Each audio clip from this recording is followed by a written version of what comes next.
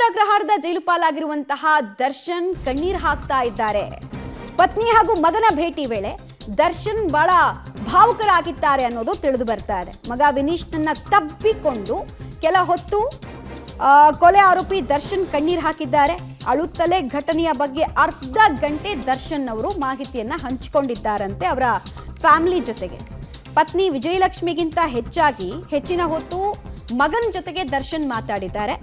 ಮಾಧ್ಯಮಗಳ ಕಣ್ತಪ್ಪಿಸಿ ದರ್ಶನ್ ಪತ್ನಿಯನ್ನ ಜೈಲಿನ ಒಳಗೆ ಪೊಲೀಸರು ಕಳುಹಿಸಿದ್ರು ಅನ್ನುವಂತಹ ಆರೋಪ ಕೂಡ ಇದೆ. ಏನೇ ಇರಲಿ, ಪತ್ನಿ ಹಾಗೂ ಮಗನನ್ನ ನೋಡ್ತಾ ಇದ್ದ ಹಾಗೆ ಅವರು ಎಮೋಷನಲಿ ಬರ್ಸ್ಟ್ ಔಟ್ ಆಗಿದ್ದಾರೆ ಅನ್ನೋದು ಗೊತ್ತಾಗ್ತಾ ಇರೋ ವಿಚಾರ. ಬಿಕಾಸ್ ಇದು ನಿನ್ನೆಗೆ ಅವರು 2ನೇ ದಿನ ಜೈಲಲ್ಲಿ ಕಳೆದಿತ್ತು. ಸೊ ಇದಾದ ಬಳಿಕ ಎಂಥದ್ದೇ ಸ್ಟ್ರಾಂಗ್ ವ್ಯಕ್ತಿ ಒಂದು ಜೈಲಲ್ಲಿ 4 ಗೋಡೆಗಳ ಮಧ್ಯೆ ಇರ್ತಾರೆ ಅಂತ ಹೇಳಿದಾಗ ಅವರು ಎಮೋಷನಲಿ ಬಸ್ಟ್ ಔಟ್ ಆಗೋದು, ಸ್ಟ್ರೆಸ್ಡ್ ಔಟ್ ಆಗೋದು ಎಲ್ಲವನ್ನ ಕೂಡ ನಾವು ನೋಡಿರ್ತೀವಿ. ಅದು ಎಂತೆಂಥ ದೊಡ್ಡ ದೊಡ್ಡ ಸ್ಟಾರ್ ನಟರು ಕೂಡ ಇದಕ್ಕೆ ಹೊರತಾಗಿಲ್ಲ. ಈಗ ದರ್ಶನ್ದು ಸರದಿ ಕೂಡ ಹಾಗೆ ಇದೆ.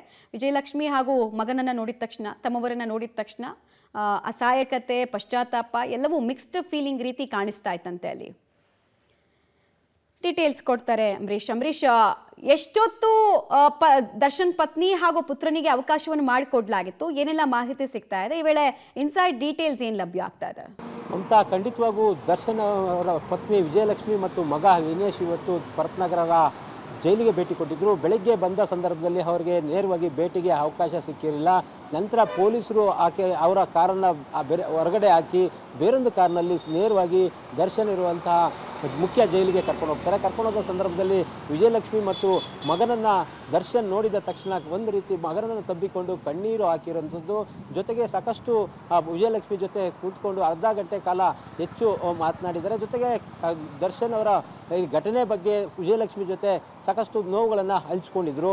ಆ ನಂತರ ಕಾನೂನಿನ ಪ್ರಕ್ರಿಯೆ ಬಗ್ಗೆಯೂ ಸಹ ವಿಜಯಲಕ್ಷ್ಮಿ ಬಳಿ ಮಾತನಾಡಿದ್ದಾರೆ. ಜೊತೆಗೆ ವಿಜಯಲಕ್ಷ್ಮಿ ಈಗಾಗಲೇ ಅಡ್ವೊಕೇಟ್ ಇರ್ಬೋದು ಮತ್ತು ಯಾವ ರೀತಿ ನಾವು ಮುಂದೆ ಕಾನೂನು ಹೋರಾಟವನ್ನು ಮುಂದುವರಿಸಿದ್ದೀವಿ ಅನ್ನೋದ್ರ ಬಗ್ಗೆಯೂ ಸಹ ದರ್ಶನ್ಗೆ ಒಂದು ರೀತಿ ಧೈರ್ಯವನ್ನು ತುಂಬಿದ್ದಾರೆ. ಜೊತೆಗೆ ಏನು ಇವತ್ತು ಭೇಟಿಯಾಗಿದ್ದರು, ಆ ಭೇಟಿ ಸಂದರ್ಭದಲ್ಲೂ ಸಹ ಹೆಚ್ಚು ವಿಜಯಲಕ್ಷ್ಮಿಗಿಂತ ಮಗನ ಜೊತೆ ಮಗನನ್ನು ತಬ್ಬಿಕೊಂಡು ಒಂದಷ್ಟು ಮಗನಿಗೆ ಧೈರ್ಯ ತುಂಬುವಂಥ ಕೆಲಸ ಮಾಡಿದ್ದಾರೆ. ಜೊತೆಗೆ ಮಗನೂ ಸಹ ತಂದೆಗೆ ಧೈರ್ಯವನ್ನು ಹೇಳಿದ್ದಾರೆ ಅನ್ನೋದು ಗೊತ್ತಾಗ್ತಾ ಇರೋದು. ಒಟ್ಟಿನಲ್ಲಿ ಇವತ್ತು ವಿಜಯಲಕ್ಷ್ಮಿ ಜೈಲಿಗೆ ಭೇಟಿ ಕೊಟ್ಟ ಸಂದರ್ಭದಲ್ಲಿ ಒಂದು ರೀತಿ ದರ್ಶನ್ಗೆ ಹೆಚ್ಚು ಉತ್ಸಾಹ ಬಂದಾಗ ಆಗ್ತದೆ. ಯಾಕಂದರೆ ಕಳೆದ 2 ದಿನದಿಂದಲೂ ಸಂಪೂರ್ಣವಾಗಿ ಮೌನಕ್ಕೆ ಶರಣಾಗಿದ್ದರು. ಜೈಲಿನಲ್ಲೂ ಸಹ ಯಾರ ಜೊತೆನೂ ಮಾತನಾಡದೆ ಸಂಪೂರ್ಣವಾಗಿ ಮೌನಕ್ಕೆ ಜಾರಿದ್ರು. ಹಾಗಾಗಿ ಇವತ್ತು ಸಹ ಅಂದರೆ ಪತ್ನಿಯನ್ನು ಮತ್ತು ಮಗನನ್ನು ನೋಡಿದ ಸ್ವಲ್ಪ ಮಟ್ಟಿಗೆ ಇವತ್ತು ಓಪನ್ ಆಗಿ ಮಾತಾಡುವಂಥ ಕೆಲಸ ಆಗಿದೆ. ಜೊತೆಗೆ ಇವತ್ತು ಏನು ವಿಜಯಲಕ್ಷ್ಮಿ ಭೇಟಿ ಕೊಟ್ಟ ಸಂದರ್ಭದಲ್ಲಿ ಒಂದು ರೀತಿ ವಿಜಯಲಕ್ಷ್ಮಿಯೂ ಸಹ ದರ್ಶನ್ಗೆ ಧೈರ್ಯ ತುಂಬಿ ಹೋಗಿರುವಂಥದ್ದು. ಮಮತಾ.